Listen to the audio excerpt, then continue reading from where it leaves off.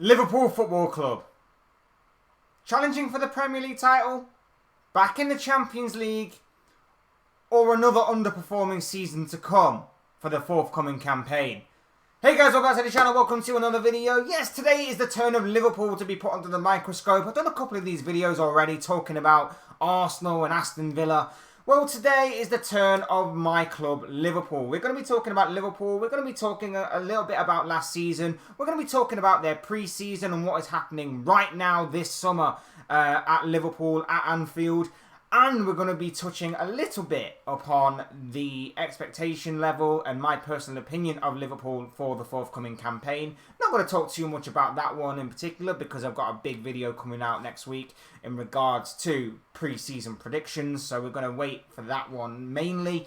But there's no reason why I can't just give you a little bit of a teaser and a taste of what my expectations are for Liverpool over the forthcoming campaign. But before we get into all of that and talking about everything that I've talked about and everything else in between, I would like to remind you all to please like the video and also subscribe if you're new. Both things always and probably greatly appreciated. But for now, let's get on to talking about Liverpool Football Club, the season that was, the season that's going to be, and everything else in between.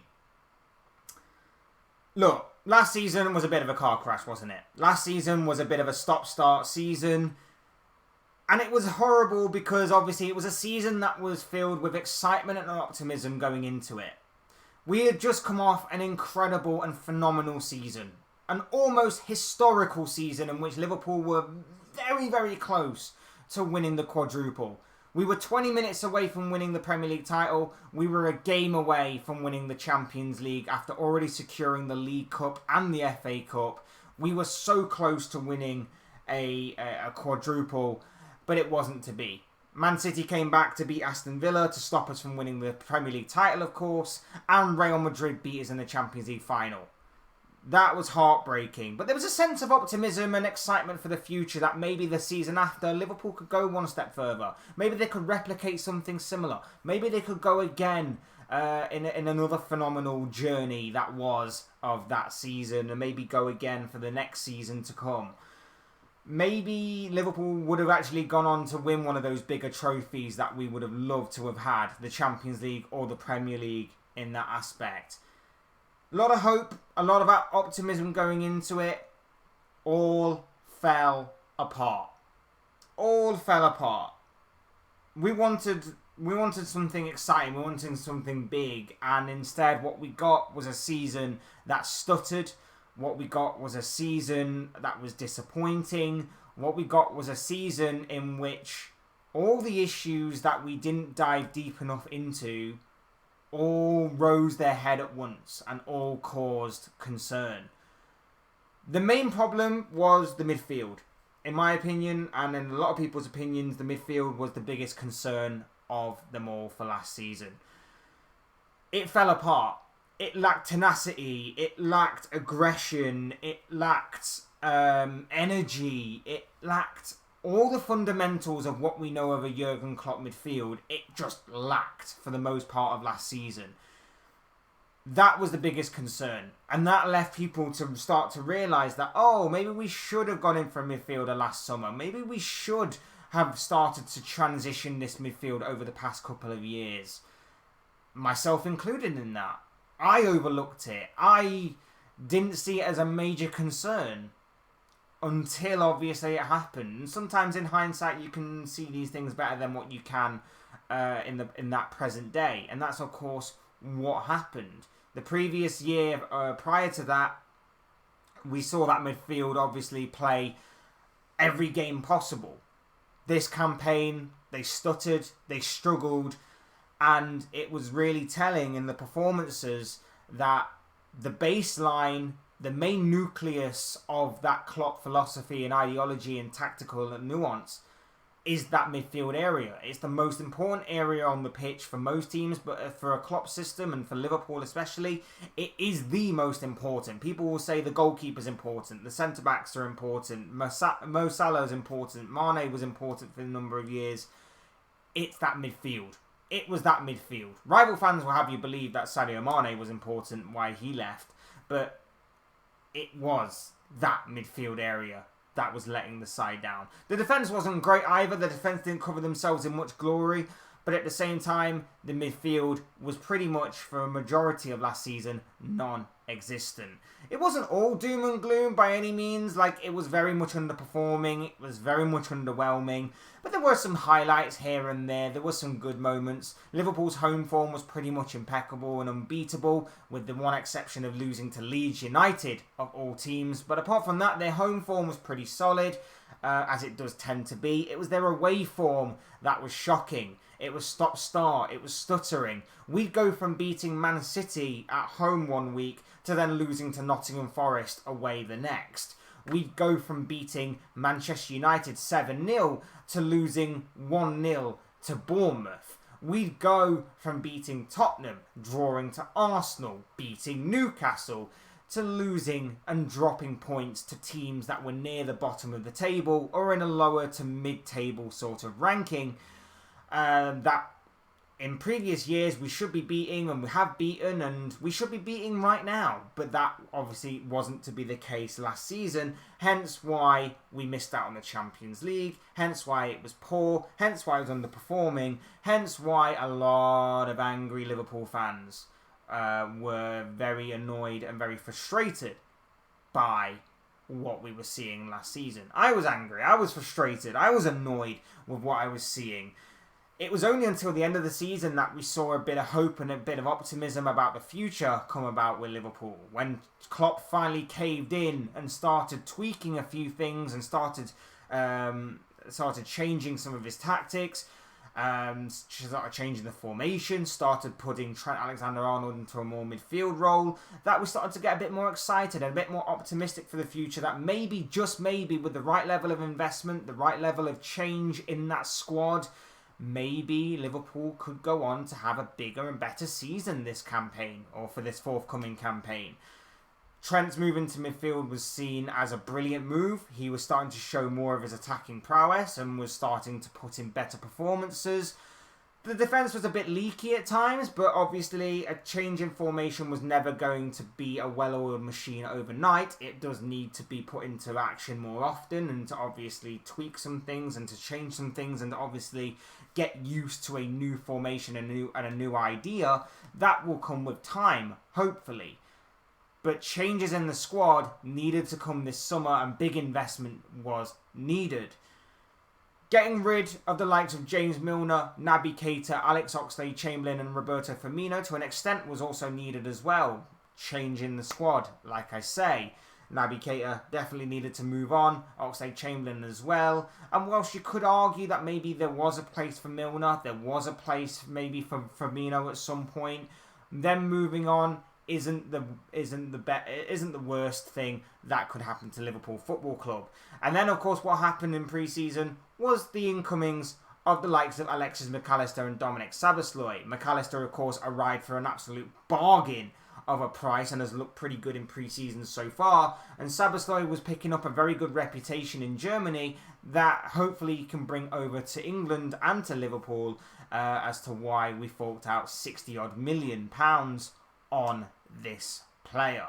And like I say, for pre-season, he's looked pretty decent. It hasn't been perfect by any means, but he's shown some signs and some glimpses that maybe, just maybe, he can have a very good campaign to really hit the ground running in his debut campaign for Liverpool and in the Premier League. So fingers crossed for those two players in particular. And then, as our midfield was starting to maybe take shape and starting to rebuild, resurrect, and maybe be a bit of a rebirth, we decided to get rid of Fabinho and Henderson. We were going to be losing a lot of experience and a lot of age and a lot of leadership with losing the likes of James Milner and Roberto Firmino alone. But then you lose Henderson, the club captain for a number of years under Jurgen Klopp. You lose Henderson, and then you lose Fabinho, a player who we don't really have a direct substitute of, a direct understudy of, someone who's very similar, a destroyer, a lighthouse, as he's been nicknamed a number of times at Liverpool in that role.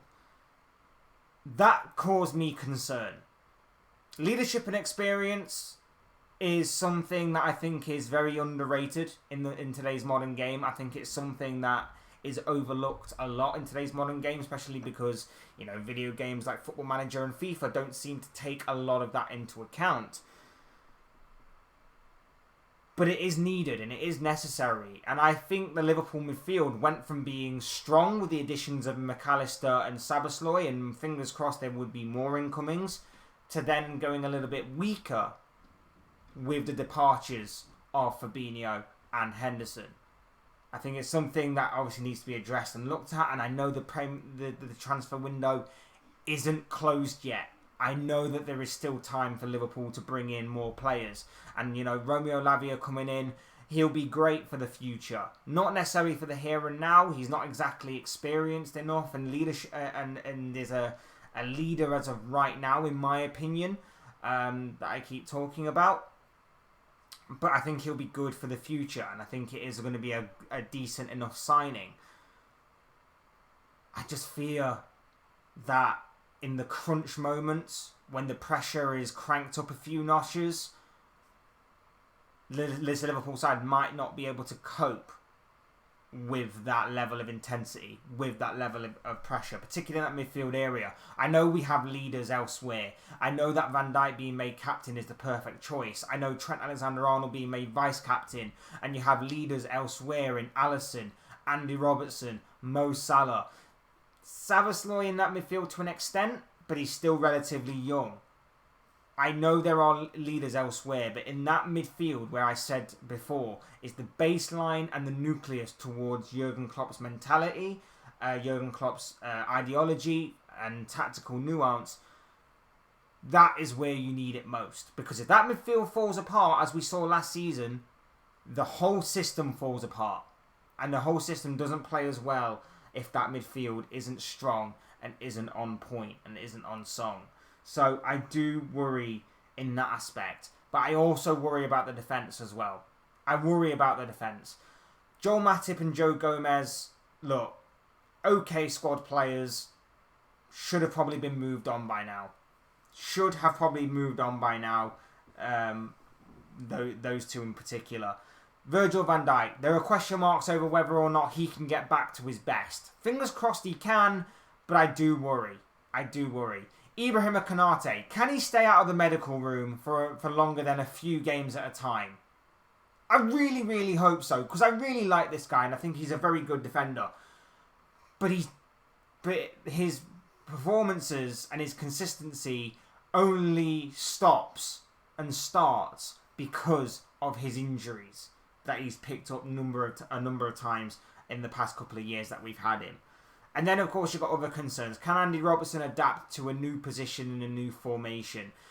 Can Trent Alexander-Arnold continue his evolution into more of this free role in midfield that he's seemingly picked up from right back? Does that defence have enough strength and enough depth in it? I don't know. And I am concerned because I feel like how we've transitioned that midfield in one season when we should have done it over a period of time in the past couple of years is exactly how I feel like we may be next year with our defence. If we don't address the defence within the remaining weeks of the transfer window, we could be right back here again next season with our defence and having to go, right, we need to clear out this defence and we need to put a whole new one in. Like I say, I know there's weeks left of the transfer window, but the Premier League restarts again in just over a week's time. That midfield, whoever we bring in, that defence, whoever we bring in, is going to have to bed in a few weeks and is going to have to, fingers crossed, hit the ground running straight away. That's my concern with this Liverpool team right now. The midfield and the defence. I have no issue with Alisson Becker, the best goalkeeper in the Premier League in my opinion. No issue whatsoever with him. I have no issue with our attack. I'm hoping Mo Salah continues to be Mo Salah. I'm hoping that Luis Diaz, his injuries are behind him and he can continue to pick up where he left off before his injuries. I'm hoping Jota can pick up where he left off from last season. After his injuries, he was starting to score a few goals. I'm hoping he can pick up from there. I'm hoping Cody Gakpo can continue where he left off last season after coming in January. And I'm hoping that Darwin Núñez can continue to improve and pick up some really good form. He has my full backing and full support on this. I believe he will become a better player this campaign. So I have no issues whatsoever with our goalkeeper or our attack. It's everything else in between. Our midfield I have concerns with. Our defence I have concerns with. Maybe I'm overestimating. Maybe I'm underestimating it. Maybe I'm overthinking this. I just feel like there is cause for concern with both of these things. One for the immediate future and one for the long-term future. That's just my concern on Liverpool right now in terms of how our pre-season's gone. And to back up my defensive claim, you look at our pre-season performances. Again, I don't read too much into pre-season, but I also don't think you can not read too much into it as well at times. A 4-2 win over Karlsruhe, a 4-4 draw over Fürth, a 4-0 win over Leicester, and a 4-3 defeat to Bayern. Conceding quite a few goals there in those games. Now, I get it's pre-season, I get it's experimental, I get we're playing players that we probably wouldn't play in a normal Premier League game. I get that. But it is a little bit concerning, and it was a bit concerning last season because it wasn't just our midfield that was poor, our defence at times was very poor. And I just feel that there are concerns and question marks over how Liverpool progress going forward. Now, as far as what the expectations and demands are for Liverpool this season, without giving too much away in terms of the Premier League, I expect us to get back into the Champions League. As far as the Europa League goes, we should be aiming to win that. We have some. If you're looking for more narrative and more excitement in terms of our Europa League campaign, we have some unfinished business in that competition. We lost the final last time we were playing there to Sevilla. So we have some unfinished business in that competition. And as far as the FA Cup and League Cup goes, look, it isn't out of the realms of possibility for us to win at least one of those competitions again. So we should go for the Cups this season because I don't think we're going to be challenging for the Premier League completely as of right now. I think we may be okay in terms of a standing, in terms of getting back into the top four. And let's face it, we don't need to finish in the top four this season to get into the Champions League, I don't think. I think we can finish something like 5th and get into it because of obviously how the new Champions League format and new Champions League qualification will run for the following campaign.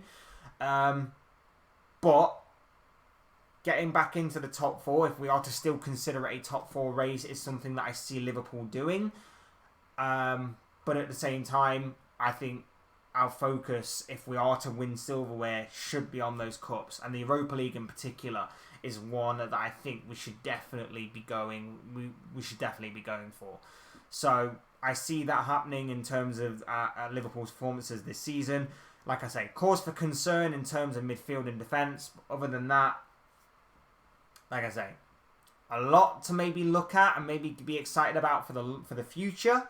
But for the immediate future, I see it being a season of transition, and I think we're going to get that excuse. I think we're going to get that excuse as the season wears on, that this is going to be a season of transition.